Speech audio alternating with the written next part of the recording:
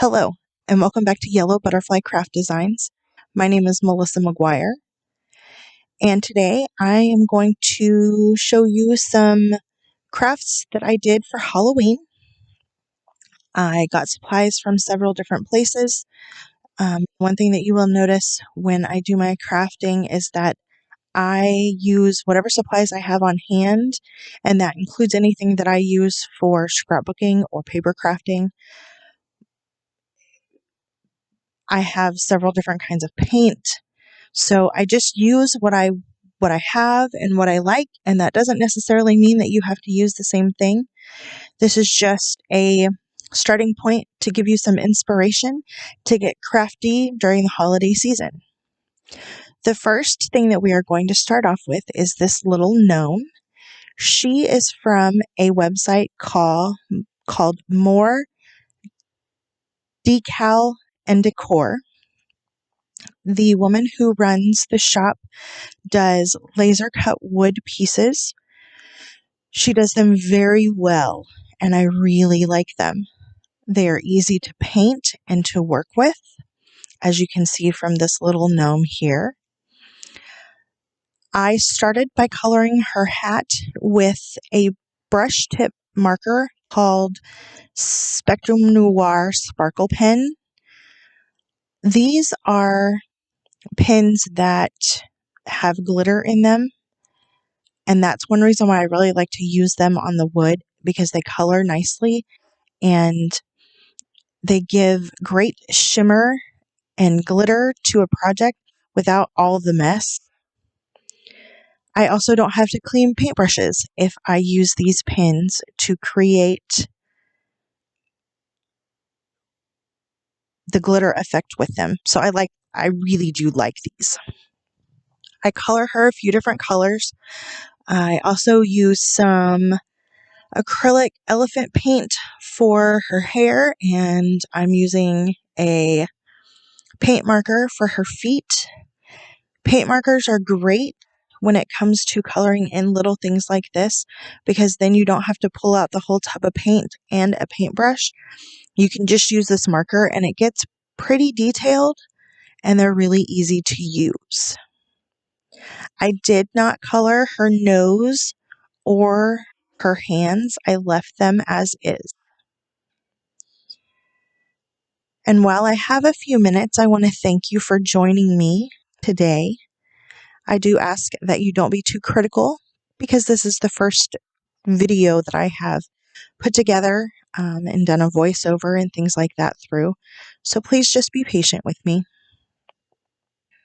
This is where you can see me using that elephant color paint from Waverly. This is acrylic paint, so it goes on thick and only needs one coat. I love how small these little gnomes are. They're great for 3-tiered trays or anything like that.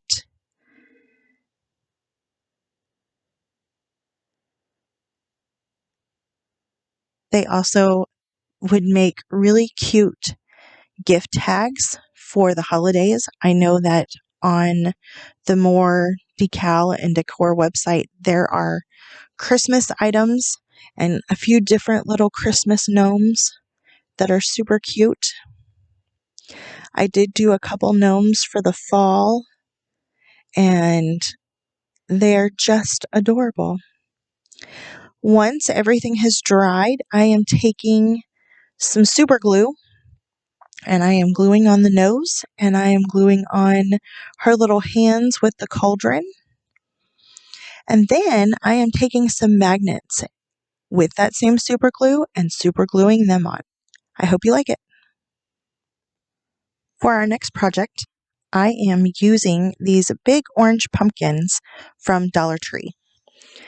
You can get them for really cheap, and they're a great size, and it's something that's very easy to craft with.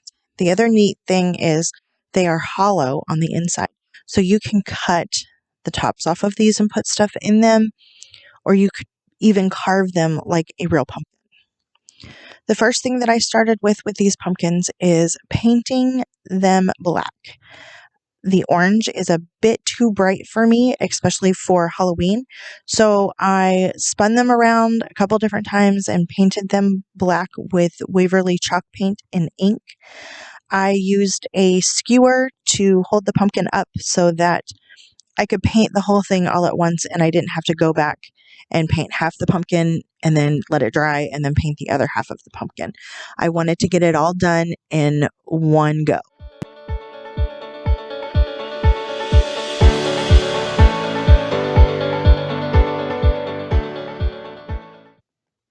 Next, I wanted to add some stems to these pumpkins.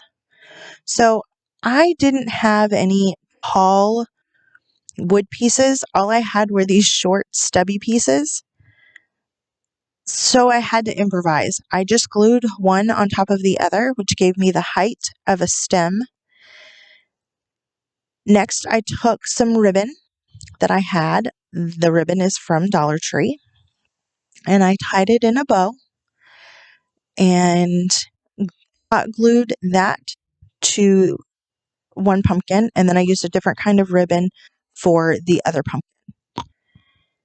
It looked really cute after we got them done with the ribbon not matching. So I really liked it.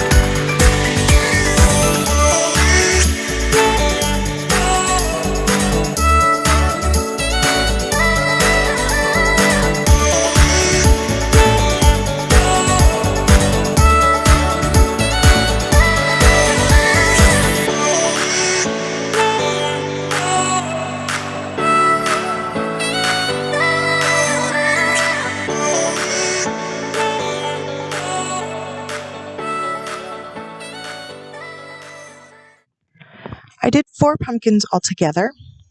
So these next 2 pumpkins, I am cutting a small hole in the top of each pumpkin. And then I'm going to add some different floral arrangements to each.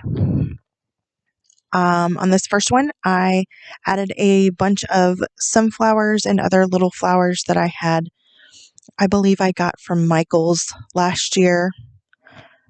Might have been Hobby Lobby. I'm not completely for sure. I fluffed it up so that it looked good, and then I moved on to the next one, which I added a variety of flowers and some greenery from Dollar Tree. I had to play with this a little bit to get it to look the way that I wanted, but I really did want this pumpkin to look pretty outlandish and wild because it is Halloween and I wanted it to look nice, fun, and festive.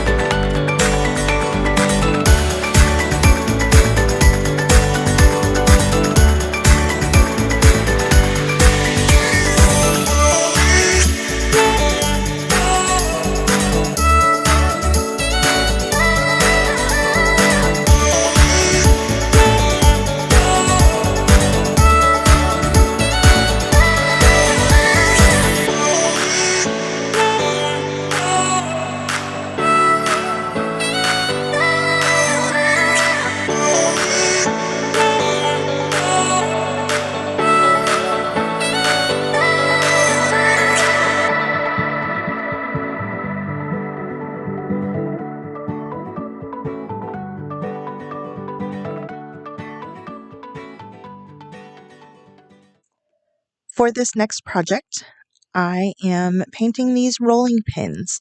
These are little mini rolling pins that I got from Amazon. They have a bundle where you get 6 rolling pins, some wooden beads, and some twine for right around $12. They're a really good deal, and it's a lot cheaper than buying all of that at, say, Hobby Lobby or Michael's.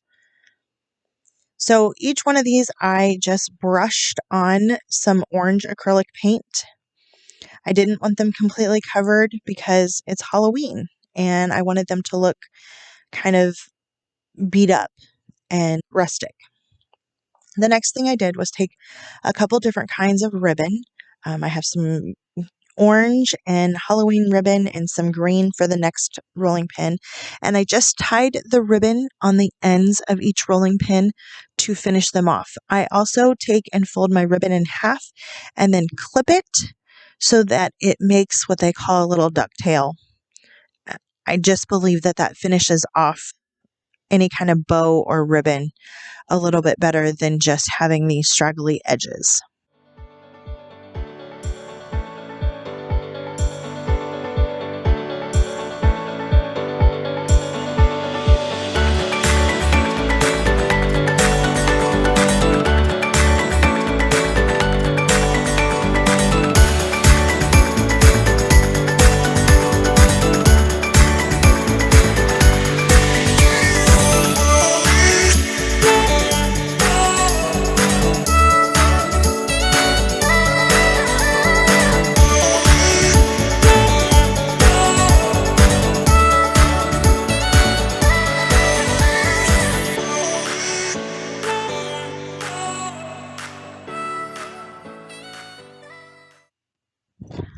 I was really excited to find these next 3 wooden pieces. They are from Target, from their Bullseye Playground. They were, I believe, $3 a piece, which isn't too bad because they are super thick and hefty. I did have to take some black chalk paint and paint over the front of each of them just with a light coat because they were a little spotted and banged up. And I'm all for the rustic look, but I wanted that black on the front to be completely solid. Once that was dry, I had bought a pack of little die cuts from Target also, that was also in their Bullseye Playground. And I sorted through them to figure out which ones I thought would look best on each of these little figures. So there's a bat and a pumpkin and a cauldron, and I wanted to see which ones looked better as I laid them out. And after I figured out which ones I wanted, I used a glue stick to put them on. But later I figured out that they are stickers, and I could have peeled the sticky part off the back and just stuck them on. But they look really cute, and they're very festive for the holidays.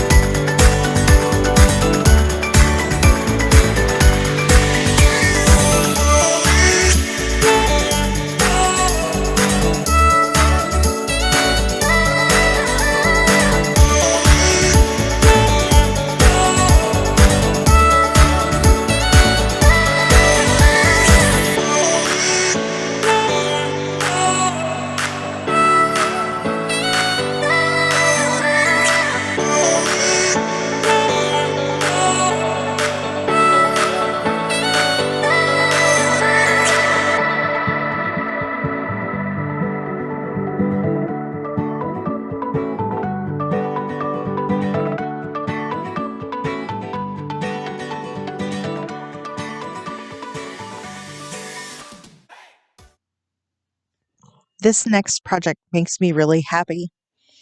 I found the house that I'm currently painting at a thrift store for around $1, and the other house is from Target. Originally, both houses did come from Target, and they were both around $3 a piece. I was really excited to find that other house at the thrift store because it makes it a little easier for me to DIY it and not feel so guilty about paying a bigger price for whatever I'm crafting with.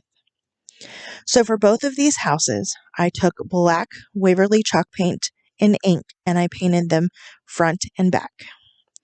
Next, I'm taking these wood pieces from Dollar Tree.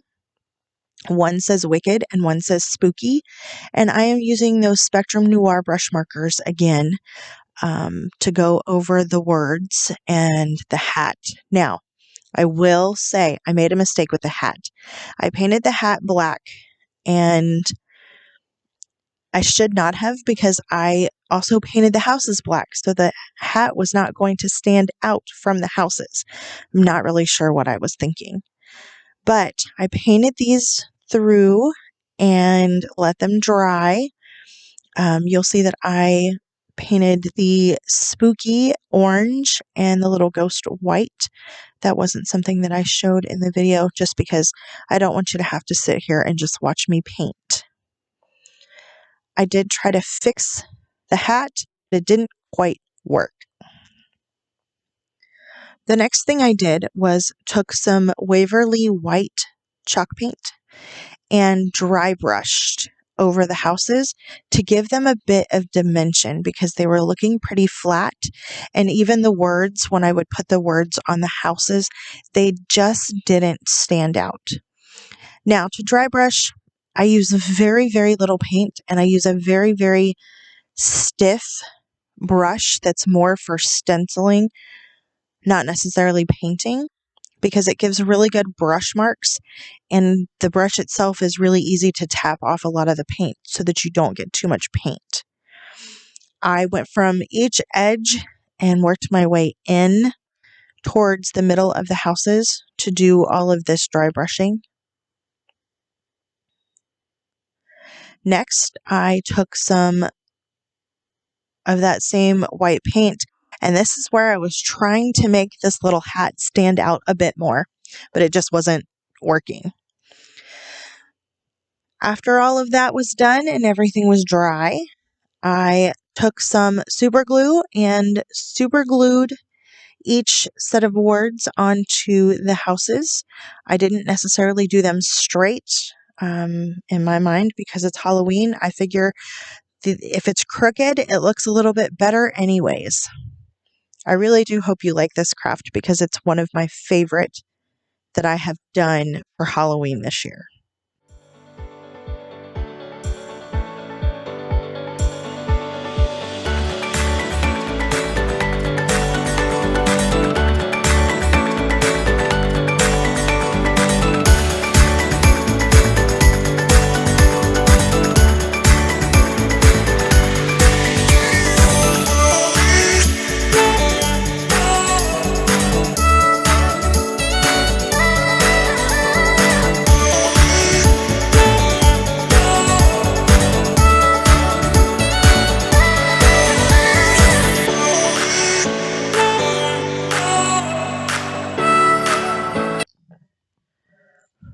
For this final craft in this video, we're keeping it super simple.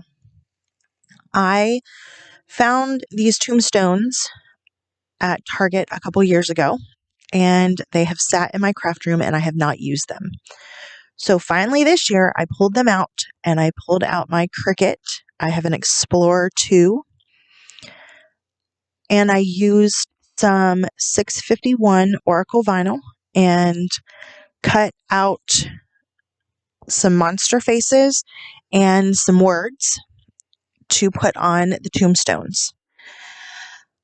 I had a bit of trouble with this vinyl. I'm not sure why, because normally I don't, but it was giving me a fit and it would not stick to the transfer tape that I use. I use contact paper from Dollar Tree as my transfer paper, and really it works wonders and it does a great job. Once I got everything onto the transfer tape, I lined it up as best I could with the tombstone and pressed it down really good, and then carefully pulled the transfer tape off. Some of the pieces kept sticking and I had to work with it a bit, but it did finally do what it was supposed to do and everything stuck down. This is permanent vinyl. I'm sure that if you scraped it pretty hard, you could scrape it back off. You could also take a heat gun and heat it up and scrape it off.